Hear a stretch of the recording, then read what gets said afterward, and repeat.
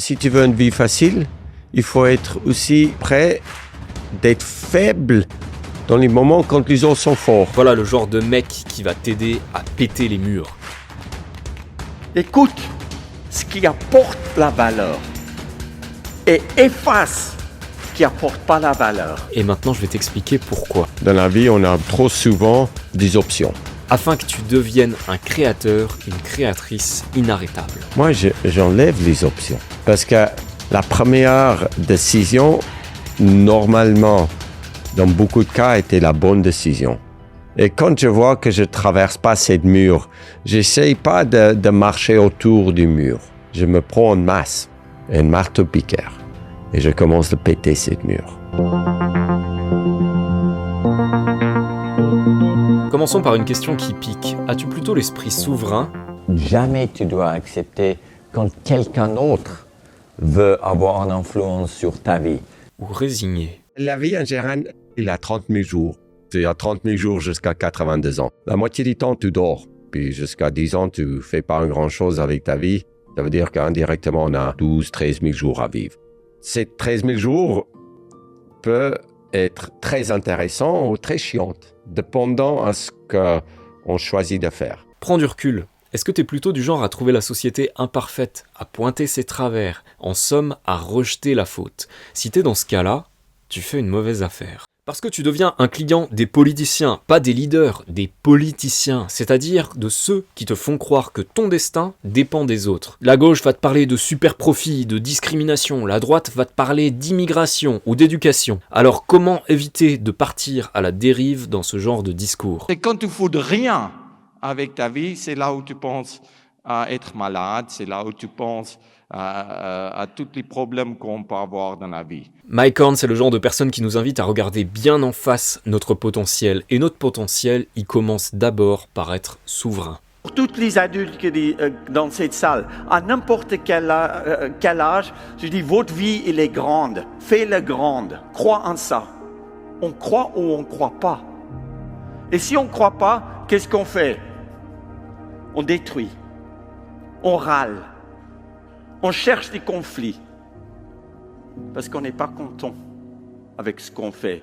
Et si je fais ces vidéos, c'est pour t'aider à devenir un meilleur créateur. Ou t'en ressors en te disant, cette vidéo, elle m'a inspiré à créer ma chaîne YouTube, à partager mes créations, à me former pour devenir inarrêtable, à dépasser le stade du constat, qui serait simplement « Ah, Mike Horn a monté le K2, ah, Mike Horn s'est fait mordre par un serpent ». Non, l'important à la fin, c'est que tu passes, toi, à l'action. Et ce genre de pépites sont là pour te soutenir. Quand on pense que c'est impossible, c'est sûr que ça peut pas être possible. Mais quand je me donne une bonne chance de dire que c'est possible, déjà là, j'applique ces disciplines pour m'entraîner. J'applique ces disciplines de faire ce que j'ai pas envie de faire. Et là, tout d'un coup, tu vois, waouh, ça devient possible. Alors si t'es dans cette démarche de créateur, de créatrice inarrêtable, souviens-toi d'une chose, 90% des gens ne tenteront même pas de vivre de leur création. Et dans ceux qui tenteront, 80% arrêteront parce qu'ils ne seront pas capables de tenir le rythme. Il ne faut pas penser que tu vas faire des choses demain. Parce que tu dois vivre aujourd'hui. Ta vie est aujourd'hui, elle n'est pas demain. Ça veut dire que de vivre dans le futur, à travers des choses qu'on n'a pas fait, compte pas. C'est une illusion. Alors si un des principes de la réussite est fais ce que les autres n'osent pas faire, ça veut dire que devant toi, tu as un boulevard. Je crois dans cette conviction. Quand tu es convaincu que tu peux vraiment faire quelque chose, même si ça n'a jamais été fait par avant, cette conviction te permet de faire des choses que tu n'aimes pas faire et que les autres commencent à croire en toi. Car même si je préfère t'avertir maintenant, tu vas devoir péter quelques murs, la voie de la réussite, elle est accessible, mais prenons les choses dans l'ordre. Là où tout le monde est dans le statu quo et ne passe pas à l'action, toi, profites-en et va occuper le terrain. Premier truc que je dis, mais tu es qui tu es, et puis tu peux pas être quelqu'un d'autre. Et chacun de nous est unique, et chacun de nous a un talent que les autres n'ont pas. Mais tranquille, prenons déjà quelques minutes pour être honnête. À quoi bon se lancer dans une telle démarche, une démarche de créateur inarrêtable? Bien, l'idée de base, c'est quand même qu'avec cette activité, tu vas te rapprocher de tes valeurs. Jamais je me demandais pourquoi je suis là. J'ai décidé d'y aller Et cette liberté d'engagement, de faire quelque chose qui apporte la valeur personnellement à toi-même, c'est une récompense pour cet engagement. Et puis quand on ne se demande pas pourquoi on est là, on sait qu'on fait quelque chose qui est bien pour nous. Si aujourd'hui tu bosses dans une entreprise où tes actions ne collent pas à tes valeurs, quel goût est-ce qui te reste à la fin? Souvent, c'est là qu'il commence à y avoir une petite voix intérieure, un petit dialogue interne qui te dit que t'es pas complètement aligné, que ce serait le moment de réagir. Si tu dois vraiment te motiver, comme je disais tout à l'heure, pour aller travailler, plutôt changer de travail. Pourquoi se motiver pour un truc que tu aimes pas? Je sais, c'est pas aussi facile. Je sais qu'on a des choses à faire. Je sais qu'il y a des choses à payer. Je sais qu'on a des enfants. Et c'est ça, oser. Commencer par te demander quels sujets peuvent être changés, puis quelles actions peuvent être mises en place pour que ça évolue, et enfin, mettre en place ces actions. Ça donne de la motivation de faire des choses que normalement tu n'as pas envie de faire, parce que les gens pensent que, en fait, la vie, il doit être facile. Non. La vie, il est comme il est, et puis si nous, on n'est pas mieux, la vie peut devenir plus difficile ou plus facile. Et le résultat dans tout ça, tu le connais, mais on peut se le dire parce que ça fait du bien. Si tu agis selon tes valeurs, si tu fais cette activité qui te rend heureux, à la fin, tu vas vibrer plus haut, tu vas les créer, ce bel objet. Tu sais, il y a beaucoup de conséquences à ce qu'on fait quand c'est bien fait. De l'argent, de la notoriété, tout ça. Et en fait, on court pas après ça. On court après l'objet bien fait. Ça, c'est l'objectif numéro 1. C'est seulement après que la question de comment tu le valorises, comment tu rends ça profitable, elle vient. Il faut rendre, chacun de nous, c'est par obligation de rendre votre vie intéressante et heureuse. C'est le minimum des choses. On s'en fout des ronds, de l'argent et tout ça. Oui, il faut l'avoir. Mais d'être heureuse dans ce qu'on fait et qui on est tout le monde capable de le faire. Mais ce chemin n'est pas de tout repos et j'ai quelques avertissements à te partager.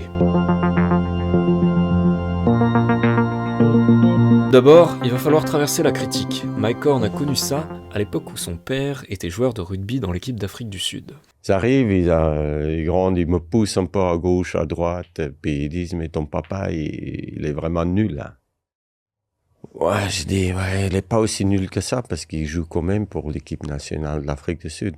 Elle est trop vieux, il doit arrêter, il fait perdre son équipe, il porte rien de valeur et tout ça. Et ça a commencé de me toucher. Et normalement, mon papa me disait qu'il faut pas tout écouter. Quand ça va trop, ça détruit en fait tes pensées positives que tu as vis-à-vis de quelqu'un. Garde bien cette chose en tête, les haters de ton travail sont ici pour te distraire. Et si tu commences à leur donner trop de crédit, eh bien c'est à ce moment-là que tu peux douter. C'est à ce moment-là que tu peux perdre ton cap. Ça veut dire que moi je suis un des grands arbres dans les forêts. J'ai un tronc comme ça, des racines profondes.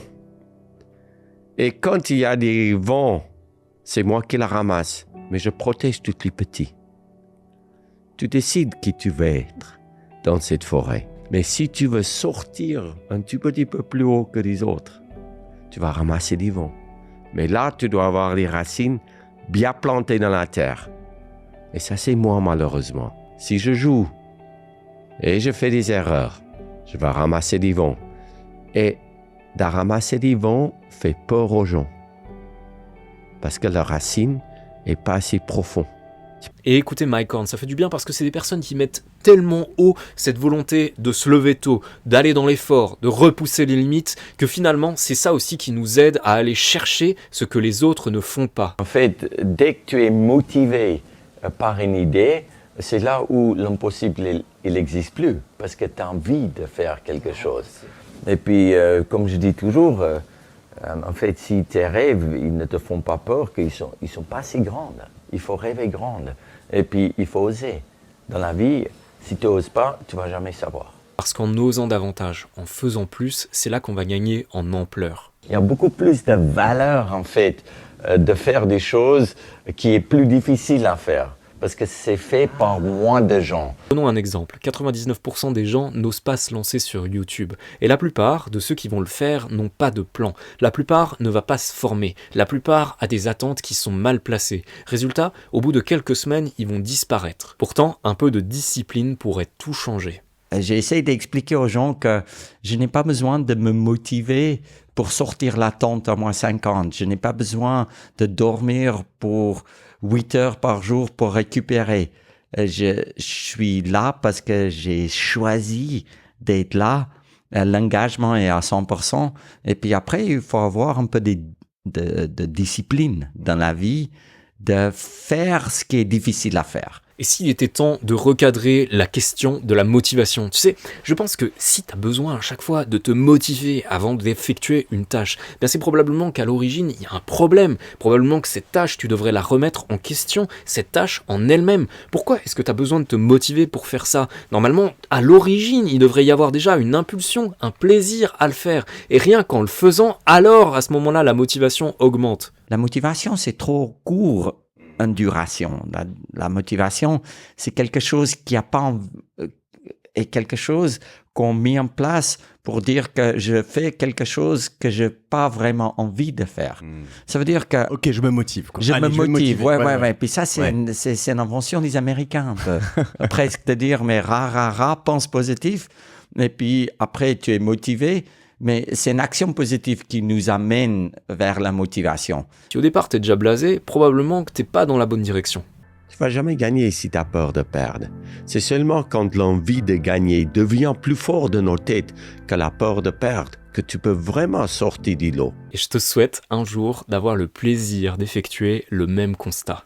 Pourquoi j'ai attendu aussi longtemps de faire ce que j'aime? Et pour rendre cela possible, la première étape, c'est d'agir. Et la bonne nouvelle, c'est qu'il n'est pas nécessaire que tout soit tiré au cordeau. Si j'ai 5 à 10% de mes réponses avant de partir en expédition, je parte. Et je sais que les autres 90% des réponses, je veux trouver le long de la route. Alors je voudrais te demander, est-ce qu'au fond de toi, tu ressens cet appel à passer à l'action, pour vivre de tes créations? Si c'est le cas, pour te soutenir dans ta démarche de créateur, de créatrice inarrêtable, je t'invite à regarder cette vidéo qui va t'aider à clarifier ta vision.